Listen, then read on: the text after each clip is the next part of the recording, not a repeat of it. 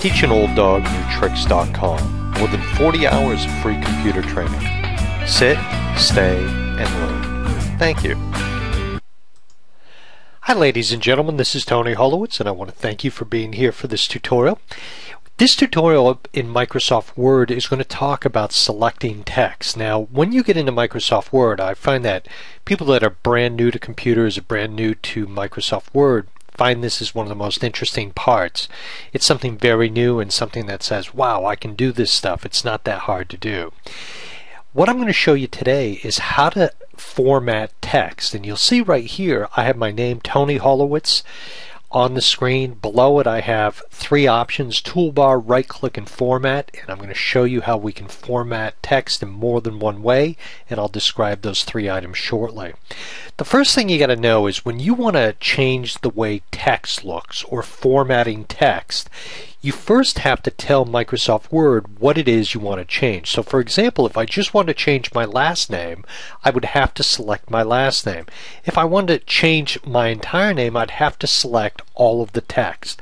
Now the reason I do that and mention that is because a lot of times if you go to change things and nothing happens, it's because you're not telling Word what to change, what to format. So you got to remember you have to select the text so Word knows what to do. So I've selected the text and I want to come up on the toolbar and show you some of the most obvious things you can change. The first item is something I'm not going to address right now. It's something called style. That's something I consider a little more advanced and I'm going to ignore that for now. But if we come down here where it says Verdana, this is the font or the type style. If I click on the drop down, I have all different types of type styles and I can scroll down through these and choose a different type style. So I'm going to change it to something that really is quite different so it stands out. Let me try this one. And you'll see it changed the way my name looks. Let's go down to the next item, which is the font size. And right now it's set at size 12. And again, I'm going to go and make it something quite big just so it's more dramatic and it stands out a bit. Let me change that to 48. So you'll see it definitely has a different look. Let's go back and change it. Change a different type style just so you can see the dramatic difference. And you can go through and play with these. You can see how they look, try different type styles to see what you like. The next thing I want to do is I want to draw your attention to the B. That's B for bold, and I'm going to click on that. Now some type styles, when you make them bold, they barely change. Let me go and change this to something else.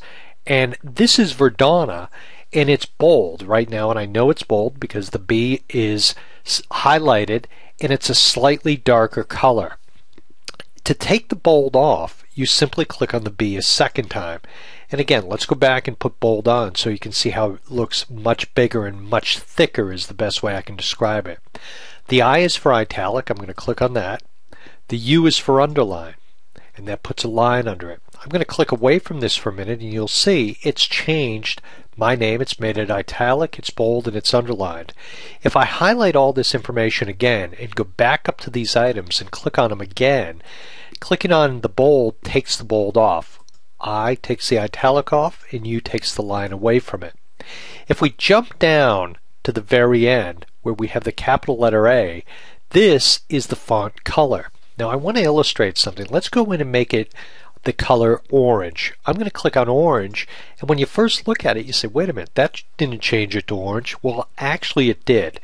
What you have to realize is when you have the text selected, what it will do is it will take that text, change it to a color, but because it's selected, you won't see the obvious color. Just click away from that and now you'll see it's orange. If I want to change the color again, I've got to select my text, go back up, change it, let's change it to green. What I can also do, and again right now you see it looks pink, and that's only because I've got to click away from it. I can also go up and highlight the word.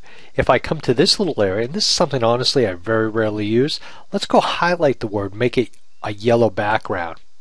I click away from it and you'll see it's Tony Holowitz and it's got a yellow background. If you do something with formatting and you can't remember exactly what you did and you sort of want to undo it, a lot of times instead of trying to figure out and change the color, change the look, just simply go up on the toolbar and click on the undo. this is this little item right here. So I'm going to click on undo, and it undoes my last step. Each one I click on, it goes back through all the steps I've done and changes them. So let me go back one more, and now we have just Tony Holowitz bold. If you look at it and you don't really know what it has or what it is, just click on it and look up at the toolbar, and it will tell you what information is there. In other words, I see the bold is highlighted or selected in essence, or darker, it's got a little line around it. So that tells me it's bold. If I click on that, it takes the bold off. So one of the easiest ways to format things is simply go up to the toolbar, the formatting toolbar. Another way you can do it is when you have something selected, you can put your pointer on it and click on the right mouse button, and that's what I'm going to do. When I click on the right mouse button, there's an option here called font, and if I click on font, it brings up this font box. In this box, I have the font tab, the character spacing tab, and text effects, just to illustrate something. And again, this is a little bit old school. It's rare when people use this, but if I click on blinking background, you'll see I have a blinking background. Here's a preview of it. Las Vegas lights, we got all kinds of crazy things. Marching black ants, marching red ants, shimmer, which always makes me feel a little dizzy, and the everlasting sparkle text. These are just a couple of the odd or animations you can do to text. Now, I'm not sure what good this is. You know, if you take this and you print it out, obviously this isn't going to show up. Let me go and click on none to take that away. If I click on font, here again are all the different types of font styles we have. So I can come in here and choose. This is just a different way to do the same thing. Also on the right hand side we have font style, which is similar to my bold, italic, and underline. It gives me the same options, and also I can change the size. We also have some other options down here. Strike through, and I'm going to move this down just a little bit or over. I'm going to click on strike through, puts a line through it. Double strike through, well, a lot of this is obvious. And what I urge you to do is come in here and play with this and see how it works. So again, I got to this box. I'm going to click cancel. I got to this box by right clicking on the information I had selected. Click font. Another way we can get to the same place is, again, I'm going to select the text. If we go up, and this is option number 3, click on format, go down to font, it brings us up to the same box. So when you're working with text and you want to format it, you can do that quite easily in 3 different ways. They're all the same bottom line, but you have a couple different options by right clicking and going to format, or clicking on format and going to font. So these are just some of the ways you can do exactly the same thing, and a lot of it just comes down to personal preference. Having said all of this, there's one other point that I want to make. I'm going to open another document, and it is the Gettysburg Address.